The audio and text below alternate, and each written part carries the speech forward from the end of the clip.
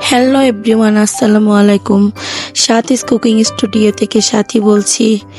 প্রথমেই আজকে ক্ষমা চেয়ে নিচ্ছি আমার ভয়েসটার জন্য। Please ignore my voice. আজকে আমার অনেক বেশি ঠান্ডা লেগে আছে। আজকে আমি বানাবো 1 কেজি দুধের রসগোল্লা। প্রথমেই আমি 1 কেজি পরিমাণ গরুর দুধ নিয়ে নিব। গরুর দুধটাকে আমি চুলাতে জাল হতে দিয়েছি। 10 মিনিট জাল হয়ে যাওয়ার পরে এর সাথে আমি একটু ভিনেগার মিশিয়ে ছানা তৈরি করে নিব। ভিনেগারটা আমি 2 চামচ ভিনেগারের সাথে 2 চামচ পানি অ্যাড করে মিক্স করে নিয়েছি। তারপরে দুধের মধ্যে ভিনেগারটা দিয়ে আমি 3 থেকে 5 মিনিট চুলার মধ্যে জাল দিয়ে চুলাটা অফ করে দিব। এরপর ছানাগুলোকে আমি একটা ছাঁকনির সাহায্যে বাটিতে ঢেলে ছেঁকে নিব। আমি যখন ভিনেগার ব্যবহার করেছিলাম তখন আমি চুলোটা 5 মিনিটের জন্য বন্ধ রেখেছি। এক্ষেত্রে আমি একটু নর্মাল পানি দিয়ে ছানাগুলো ধুয়ে নিব, যেন এর মধ্যে কোনো ধরনের ভিনেগারের গন্ধ না থাকে। বেশি কষলিয়ে ধোয়ার দরকার নেই, জাস্ট একটু পানি দিয়ে ধুয়ে নিলেই হবে। এরপর আমি একটা পাতলা সুতি কাপড়ের টুকরা নিয়ে নিব। সেখানে আমি ছানাগুলোকে ঢেলে কাপড়টাকে ভালো করে মুড়িয়ে নিব পানিটা ঝরে যাওয়ার জন্য।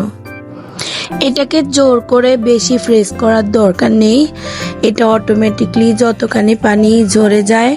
আপনারা চাইলে এটাকে ঝুলিয়েও রাখতে পারেন, আবার একটা ভারী কিছুর সাহায্যে এটাকে চাপ দিয়ে 1.5-2 ঘন্টার জন্য রেখে দিতে পারেন। পানিগুলো অটোমেটিক যখন বের হয়ে যাবে, ছানাগুলো মিষ্টি তৈরি করার জন্য পারফেক্ট। ছানাগুলোর পানি ঝরতে দেওয়ার পরে আমি এখন শিরাটা তৈরি করে নিব। এক্ষেত্রে আমি 2 কাপ পরিমাণ চিনির সাথে 5 কাপ পরিমাণ পানি অ্যাড করে দিয়েছি। মানে আপনি যতখানি চিনি দিবেন চেষ্টা করবেন যে তার 3 গুণ পরিমাণ পানি দেওয়ার জন্য। এরপর চুলার মধ্যে দিয়ে এটাকে একটু নেড়ে চেড়ে তার মধ্যে আমি 4-5টা পরিমাণ এলাচ দিয়ে দিব। চুলাটাকে মিডিয়াম ফ্লেমে রেখে আমি আস্তে আস্তে শিরাটা তৈরি করে নিব, যেন নিচে লেগে না যায় সেদিকে খেয়াল রাখতে হবে। এরপরে আমি উল্টিয়ে দেখব আমার ছানাগুলো পানি ঝরে গেছে কিনা। এই যে দেখেন, 2 ঘন্টা রাখার পরে যতগুলো পানি ছিল সবগুলো পানি ঝরে ছানাটা এখন পারফেক্টলি হয়ে গেছে। ছানাগুলোকে আমি ভালো করে হাতের তালুর সাহায্যে ডলে নিব। এটাকে বেশি জোরে ডলা যাবে না, জাস্ট আপনার হাতের ইশারায় যতখানি যায় এমনভাবে ডলতে হবে যেন কোনো দানাই না থাকে। ভালো করে আলতো করে করে চেপে চেপে ছানাগুলোকে ডলে মিষ্টি বানানোর উপযোগী করতে হবে।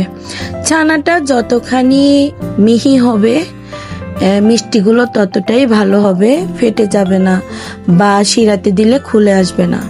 এই পর্যায়ে আমি 2 চামচ চিনির মধ্যে 4-5টা এলাচের ভিতরের অংশটা নিয়ে ব্লেন্ডারে ব্লেন্ড করে নিয়েছি। এক্ষেত্রে আমি উপরের খোসাটা ফেলে দিয়েছি, কারণ মিষ্টিতে যদি কোনো দানাদার অংশ থাকে তাহলে সেটা ফেটে যাবে। এরপরে এখান থেকে আমি 2 চামচ পরিমাণ দিয়ে দিব। চিনি আর এলাচের এই মিশ্রণটা মিষ্টিটাকে সুঘ্রাণ করে তুলবে। এই পর্যায়ে আমি 1/2 চামচ পরিমাণ ময়দা দিয়ে দিব। এর মধ্যে দিয়ে দিব 1/2 চামচ পরিমাণ এরারুট। এরারুটটা আপনারা যে কোনো মুদি দোকানে কিনতে পাবেন। যদি এরারুট না থাকে, বাসায় যদি কর্নফ্লাওয়ার থেকে থাকে তাহলে আপনারা সেখান থেকে 1/2 চামচ পরিমাণ ব্যবহার করতে পারেন। সবগুলো মিশ্রণ দিয়ে আমি ভালোভাবে একটু ছানাগুলোর সাথে ডলে নিব। এই পর্যায়ে আমি দিয়ে দিব 1 টেবিল চামচ পরিমাণ গুঁড়া দুধ আর 1 চামচ পরিমাণ চিনি। গুঁড়া দুধটা আমি ইউজ করতেছি জাস্ট একটু স্বাদ বাড়ানোর জন্য। এরপরে হাতের সাহায্যে আলতো করে সবগুলো জিনিস ভালোভাবে ম্যাশ করে নিতে হবে। এরপরে যখন 2টা হাত দিয়ে আমি মিষ্টিগুলোকে গোল করব, দেখেন যখন দেখবেন যে মিষ্টিগুলো ফাটবে না তখন বুঝবেন যে এগুলো পারফেক্টলি হয়েছে। এক্ষেত্রে আমি যখন শিরাগুলো করতে দিয়েছি সেই শিরাগুলো আমি ফুটন্ত শিরার মধ্যেই মিষ্টিগুলো সব দিয়ে দিব, কারণ অল্প আছে যদি আমি মিষ্টিগুলো দেই তাহলে এটা শক্ত হয়ে যাবে কিংবা ফেটে যাবে। ফুটন্ত শিরাতে আপনারা মিষ্টিগুলো দিয়ে 3-4 মিনিটের জন্য ঢাকনা দিয়ে ঢেকে দিবেন। এ পর্যায়ে আমার চুলার হিটটাকে আমি হাই হিটে রেখেছি। আপনার 5 মিনিট পর্যন্ত এটাকে আমি ঢেকে হাই হিটে রান্না করে নিব।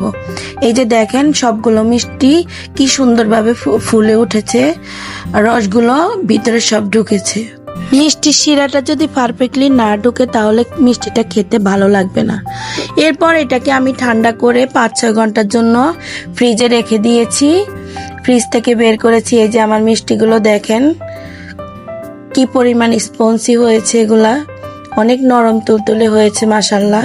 1 কেজি গরুর দুধ দিয়ে আমার প্রায় হাফ কেজির মতো মিষ্টি হয়েছে। রেসিপিটা আপনাদের ভালো লাগলে আমার চ্যানেলটি সাবস্ক্রাইব করে বেল আইকনটি ক্লিক করে পাশে থাকবেন। আল্লাহ হাফেজ।